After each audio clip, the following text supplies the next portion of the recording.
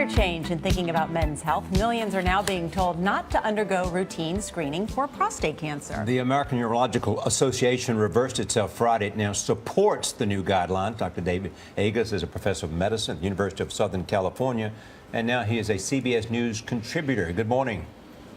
Good morning, guys. So why did they change now?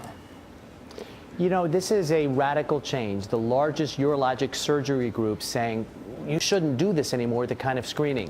And it's confusing. It's confusing for me as a doctor, and it's confusing clearly for patients. But the data are clear, is that prostate cancer screening saves lives, but it also causes dramatic overtreatment. Remember, 30,000 people a year die of this disease, yet there are 240,000 diagnosed of the disease. So what are the new recommendations? Let's say those first. Well, the recommendations is that everybody over 55 have the conversation with your doctor, and have the conversation, and the two of you decide whether it's right for you. Under the age of 55, only in people who are high risk for prostate cancer. And with any of the screening, they want to only screen people who have greater than 10 years of life expectancy.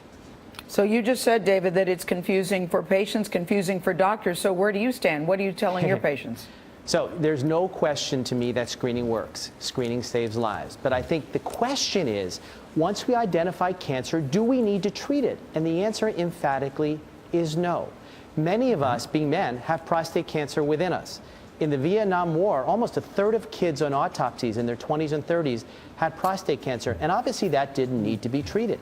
So about half of prostate cancer we know, and we can look under the microscope and know which ones don't need to be treated. So I don't throw out the baby with the bathwater. I say let's screen and then only treat the people we need to. So if somebody comes in and he's 69 years old, say, and wants to be screened for prostate cancer, you say, yes, go ahead and have a test, but don't necessarily advocate treatment at that age because they have probably less than a 10-year expectancy.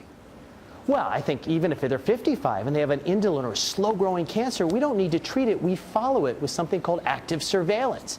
And the key is know who you need to treat, and treat it with the aggressive cancers only. All cancer doesn't need to be treated. And I know it's a shocking statement, but it's true. All right, Dr. David Agus, we'll have to leave it there. Thank you so much.